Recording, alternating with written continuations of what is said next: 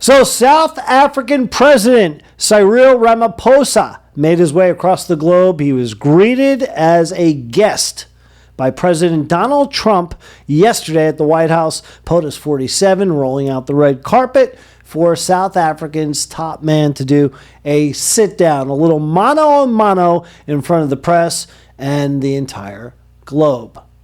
What happened yesterday, at times, there were ups, downs, and in-betweens, reminded me of another South African who is known for his prowess on the basketball court, one of the great defenders of all time, recently passed away, a gentleman on and off the court. May he rest in eternal peace, the great Dikembe Mutombo. Mutombo, known for his finger wave when he blocked the shot, more or less saying, "Not in my house."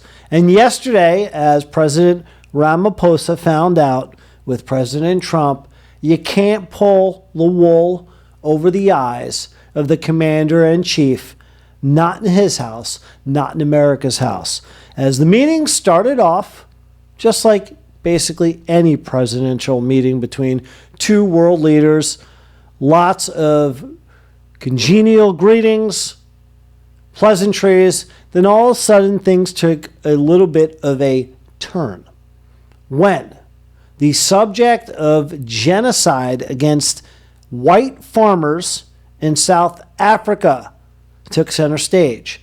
It's a subject, the Afrikaners, the farmers. In fact, about 60 came over to the U.S. who rolled out the red carpet for them.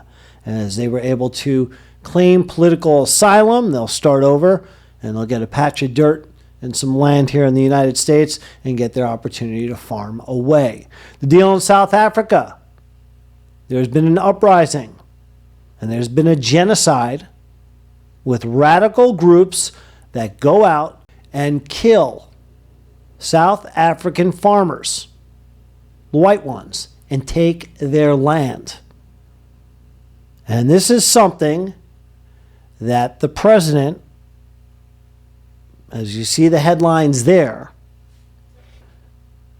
Ramaphosa has denied.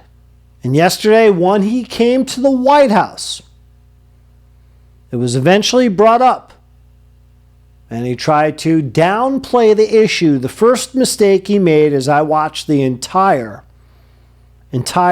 meeting in real time, is he tried to do this. Let me show you. He tried to wave off Trump from answering the question and take away and deflect the subject matter from POTUS 47, again, in America's house. And like that Dikembe Mutombo finger, not happening. Take a look and listen.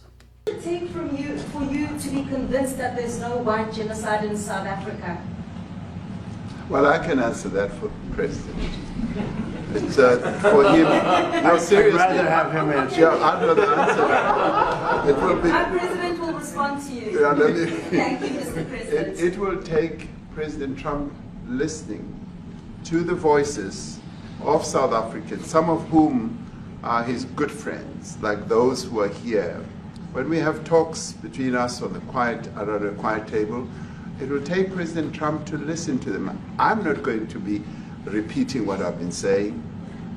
I would say if there was Afrikaner farmer genocide, I can bet you these three gentlemen would not be here, including my Minister of Agriculture. He would not be with me. So it'll take him, President Trump, listening to their stories, to their perspective. That is the answer to your question. And I'll pause the video for a moment. You can see Trump. He gave the floor. He was a nice host, gracious. Okay, state your point. And you can see that the South African president, Ramaphosa, tries to sway things away. In other words, the way he sets it up is, I will meet about this, behind closed doors at a table, but right now let's just do the fluff. Trump ain't buying it. He should know better. He should know a lot better. So what did Trump do? Well, he stopped him in his tracks and busted out the proof. Let's get back to the video, take a look, and Listen. Mr. President, I must say that we have, wait. We have thousands of stories talking about it. Sure. And we have documentaries, we have news stories, and that. Is Natalie here, somebody here to turn that? I could show you a couple of things, and it has to be responded to. Yeah, sure. Let me see the articles, please, if you would, and turn the lights down. Turn the lights down, and just put this on. It's right behind you, Johan. There's nothing this parliament can do. With or without you, people are going to occupy land. We require no permission from you, from the president, from no one. We don't care. We can do whatever you want to do. Who are you to tell us whether we can occupy land or not? We are going to occupy land. South Africa. Now this is very bad. These are burial sites right here. Burial sites. Over 1,000 of white farmers, and those cars are lined up to pay love on a Sunday morning. Each one of those white things you see is a cross, and there's approximately 1,000 of them. They're all white farmers, the family of white farmers. And those cars aren't driving, they're stopped there to pay respects to their family member who was killed. And it's a terrible sight. I've never seen anything like it.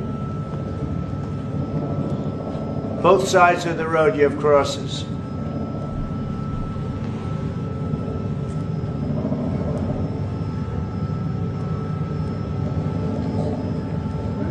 Those people were all killed. Have they told you where that is, Mr. President? No, I'd like to know where that is, because this I've never seen. What would you like President Ramaphosa to do about the situation I that we've don't just know. seen on the screen? I don't know. Look, these are articles over the last few days. Death of people. Death. Horrible death. Death.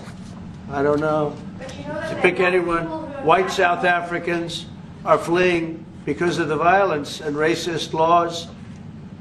And this is all, I mean, I'll give these to you. No, I'd like So to- when you say, what would I like to do? I don't know what to do. Look at this. White South African couple say that they were attacked violently. And, President Trump, when will you go and see for yourself if it is indeed true? well, I could do that. Look, here's burial sites all over the place. These are all white farmers that are being buried. And Trump, again, calling out the South African president for all the world to watch and exposing this story and putting him on the spot. The G20 summit coming up later this year in the fall in South Africa.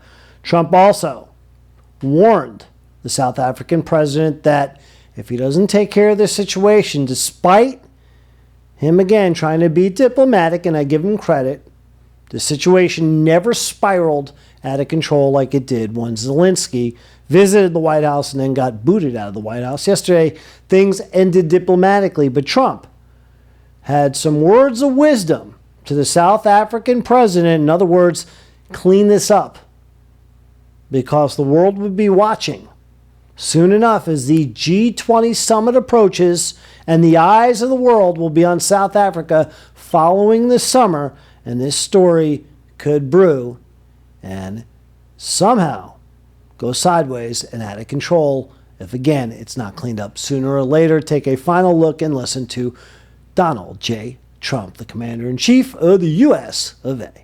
You're taking people's land We away have not. from them. We have, And those people, in many cases, are being executed.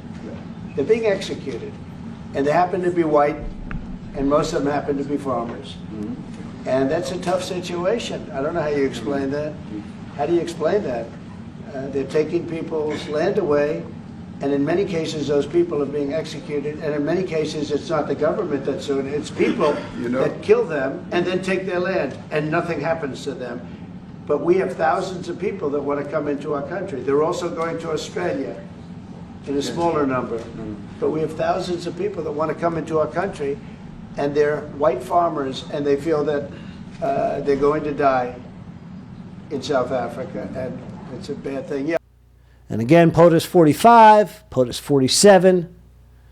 And this is a story that's going to be picking up steam unless South Africa and their president, they start facing the realization that the world knows what's going on. Trump brought it up yesterday in the White House, and now it's out there. We'll see what happens. Keep your eyes glued to this story throughout this summer. I'll be following it here on Red Dawn Media. We'll see what happens, but I will say this much. After Zelensky and after Ramaphosa, world leaders expecting to come to the White House better remember the Dikembe finger, Donald Trump representing we the people, and you're not going to be able to get away with BS in America's house.